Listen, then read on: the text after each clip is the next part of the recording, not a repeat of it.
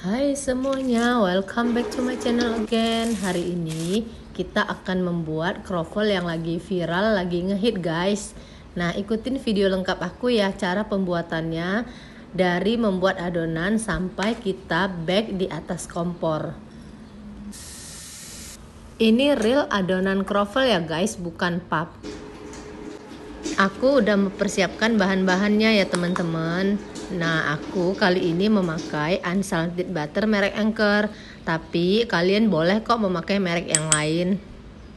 Pertama-tama ragi kita campur aduk dengan air hangat, diamkan sebentar sambil kita mempersiapkan adonan untuk kroffelnya. Campur semua bahan kering, tepung, susu bubuk, garam, vanilla essence, gula pasir, kuning telur. Lalu masukkan ragi ke dalam adonan tepung dan kita mixer di speed yang rendah ya guys. Masukkan butter yang khusus untuk di adonan kroffelnya, lalu naik ke speed 2 ya teman-teman. Lalu kita tunggu adonan kalis. Tuh, kedengaran nggak suaranya? Kenceng. Udah kalis itu adonannya ya teman-teman. Keluarin adonannya, lalu kita shape bentuk bulat dan kita resting sekitar 30 menit ya. Lalu di cover dengan plastik biar dia enggak kena angin sehingga adonannya tidak menjadi keras. Setelah 30 menit adonan dikempesin, lalu pakai rolling pin kita gilas 2 kali berlawanan arah ya, seperti yang di video ini guys.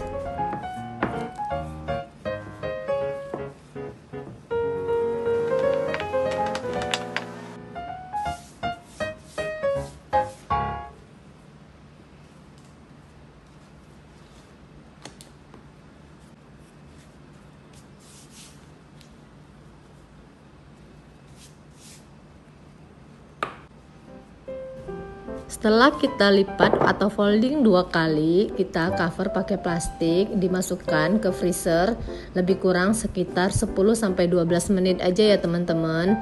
Jangan lebih dari itu, karena kalau adonan doughnya terlalu lama di freezer, dia keras dan susah untuk digilas atau dibentuk.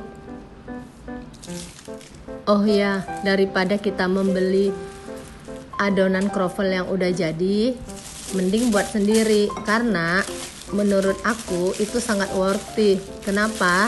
Karena dari segi rasa pasti ini jauh lebih enak daripada yang kita beli di pasaran yang dijual online gitu guys. Setelah 12 menit kita keluarin adonan dough yang dari freezer tadi ya teman-teman. Lalu kita gilas lagi. Nah, adonannya digilas sampai lebar atau ukurannya itu 30 kali 30 cm, atau kalau kalian tidak bisa mencapai 30 kali 30 cm tidak apa-apa, kalian bisa kok di antara 30 dikali 25 cm. Cara aku membuat kroffel di video ini sangat mudah teman-teman, dan pasti berhasil, sukses deh.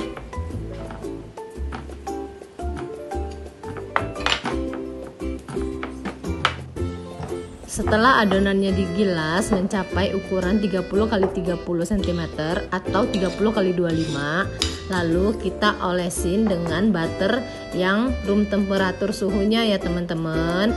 Nah, di sini kita pakai butternya itu cuma setengah dari resep yang tadi ya teman-teman. Diolesin rata, lalu kita lipat 2 seperti yang di video seperti ini. Nah, dimasukin ke freezer lagi ya. Jangan lupa di cover dengan wrapping plastiknya biar adonannya tidak kering karena kena udara. Nah, udah 12 menit nih teman-teman. Nah, adonannya kita keluarin lagi, lalu kita gilas lagi mencapai ukuran yang sama 30 kali 30 atau 30 kali 25. Tapi ukuran di sini itu tidak menjadi patokan ya teman-teman. Yang penting adonannya bagus, hasilnya itu yang paling penting, sehingga menghasilkan kroffelnya itu bagus dan enak. adonan dough ini juga bisa dijadiin untuk croissant ya teman-teman, atau croissant. Nah, cuma di sini itu aku foldingnya itu berbeda dengan resep aku yang di video untuk yang croissant. Karena cara folding atau lipat di croffle ini tidak sama dengan croissant, teman-teman. Kalau di resep croissant aku, tiap lapisannya itu sangat banyak sehingga menghasilkan croissant yang renyah atau fluffy tapi di dalamnya lembut.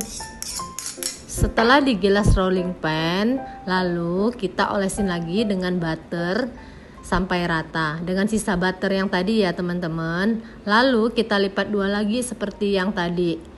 Dan kita wrapping pakai plastik cover, kita masukin lagi ke freezer sekitar 10-12 menit. Jangan lebih ya, biar adonannya tidak keras. Jadi gampang digilas dengan rolling pan dan dibentuk. Nah, udah nih teman-teman, 12 menit kita keluarin, kita gilas dan udah bisa dibentuk deh. Nah, di sini aku mau kasih tip ya teman-teman. Nah, di saat kita ngerol adonannya itu jangan sampai terlalu tipis banget. Lebih kurang sekitar setengah sentimeter atau di bawah itu sedikit. Nah, dan jangan berpatokan dengan ukuran dari yang aku sebutkan tadi. Yang paling penting adonannya itu bagus, tidak pecah di antara lapisan butternya itu. Berapapun ukuran yang kalian bisa dapat setelah kalian gilas, tidak apa-apa. Nah, contohnya ya, kalau ternyata kalian gilasnya itu panjangnya cuma dapat sekitar 30 cm ataupun 28 cm dan lebarnya mungkin cuma 15 atau 17 atau 14 lebarnya, nggak apa-apa. Lalu kalian bagi 3 aja adonannya itu yang panjangnya sehingga menghasilkan 3 potongan. Habis itu baru dibuat untuk yang cuttingan mendapatkan hasil segitiganya. Nah, jadi kalian itu mendapat sekitar 6 croffle. Tapi untuk resep di sini 1 croffle itu hasilnya gede ya teman-teman. 1 croffle itu ukurannya lumayan besar, beda dengan yang dijual yang di online yang kecil. Setelah kita bagi adonannya mendapat 6 buah croffle, kita bentuk deh seperti adonan atau bentukan croissant. Mudah kan teman-teman cara pembuatan croffle-nya dibanding croissant atau croissant? Yang pasti untuk rasa pasti jauh berbeda dengan yang kita beli jadi guys. Di sini aku cuma 3 buah ya guys untuk dimakan, yang nanti aku langsung bakar di atas kompor pakai croffle makernya.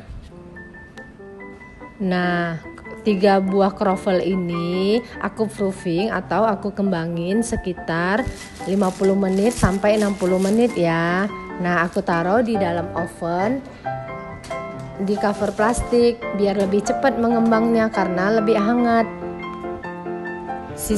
Sisanya bakal aku simpan di dalam box untuk taruh di freezer.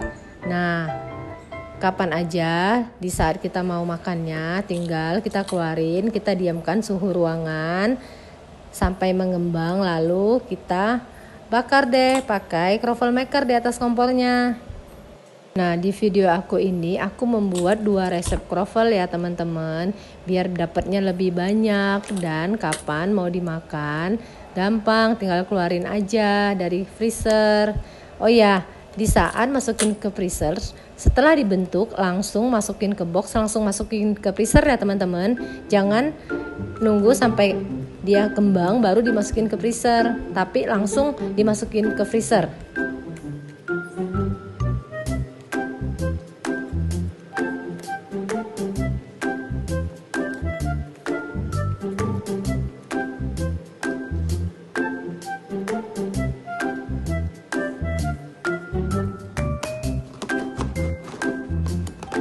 Sudah hampir 1 jam nih teman-teman.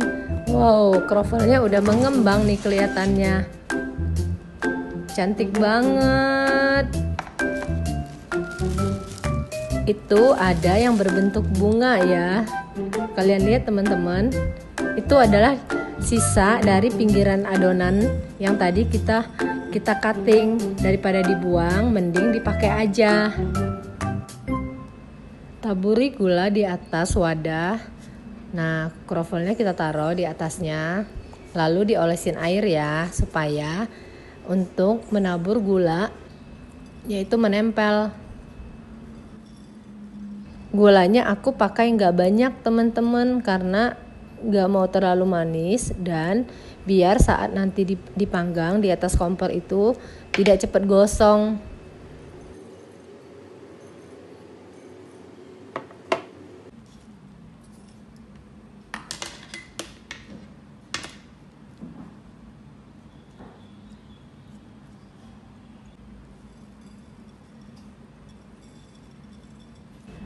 Dari adonan sisa pinggirannya aja ini dapat lumayan loh teman-teman, lumayan gede besar ini.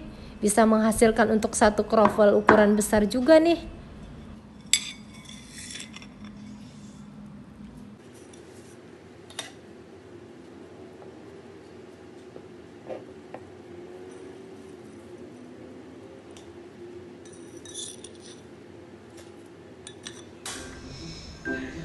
Kita panasin krovel makernya lebih dahulu di atas api sedang ya. Nah, setelah panas kita masukin adonan croissantnya, krovelnya teman-teman. Lalu ditekan, dipencet seperti itu ya. Tapi jangan sampai ngepres habis ya. Dibakarnya ini sekitar 6-8 menit aja ya teman-teman, dan dibolak-balik aja untuk ngecek apakah udah warnanya cukup kuning keemasan, jadi sehingga tidak gosong teman-teman. Apinya jangan terlalu besar ya, dan di medium atau di bawah medium sedikit deh untuk api kompornya. Gimana teman-teman nih krovelnya? Cantik kan? Nah, jadi ngiler nggak teman-teman? Kita bakar lagi ya untuk krovel yang keduanya.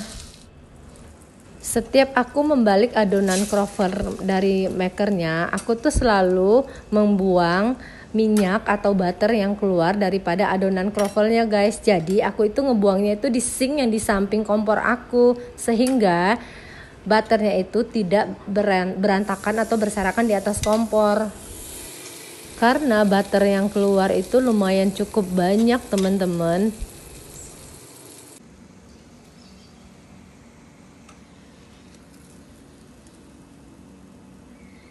Sebentar lagi ya guys.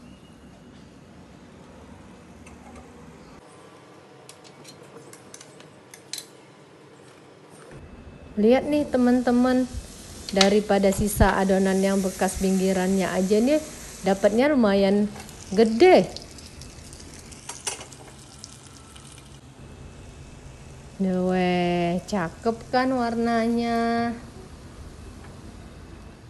Krovel ini enaknya dimakan di saat baru selesai mateng ya, selagi hangat-hangat.